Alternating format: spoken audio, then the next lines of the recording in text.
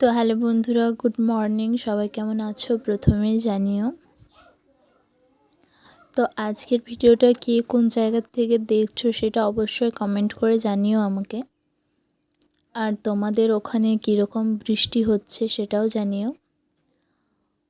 তো আজকের কলকা ডিজাইনটা আমি একটা তিলক কলকার উপরে রেখেছি।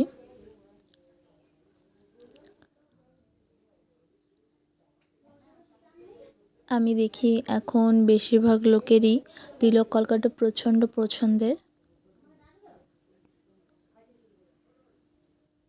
প্রচণ্ড ভালোবাসা দিচ্ছে আমার এই তিলক কলকার ডিজাইনগুলোতে সবাই। তো তোমাদেরকে আজকের এই তিলক কলকাটা কেমন লাগছে পুরো ভিডিওটা দেখে আমাকে জানিও অবশ্যই। তো আজকের এই তিলক কলকাটার জন্য প্রথমে আমি একটা তিলকের শেপ করে নিয়েছি। অ্যান্ড নেক্সট তার দু সাইড দিকের থেকে আমি কমা স্ট্রোক দিয়ে নিয়েছি। প্রথমে দুটো ছোট, তার উপরে দুটো বড় বড় দিয়ে নিয়েছি। এরপর নিচের সাইডগুলোতেও আমি দুটো অ্যাড করে নিচ্ছি।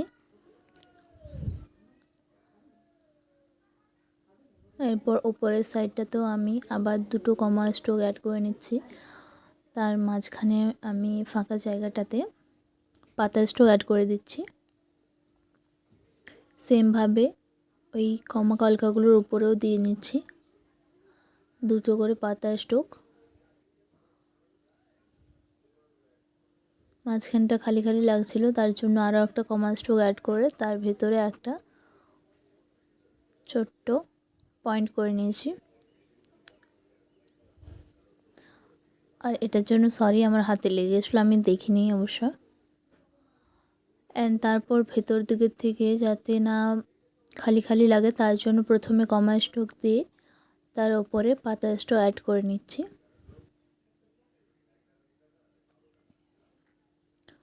একদম সহজ আর একদম কিউট একটা কলকার ডিজাইন আজ তোমাদের সাথে আমি শেয়ার করছি।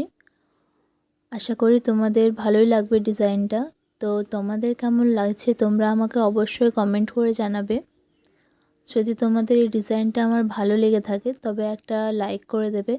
আর যারা এখনও পর্যন্ত আমার চ্যানেলটা সাবস্ক্রাইব করোনি তারা তাড়াতাড়ি সাবস্ক্রাইব করে নেবে।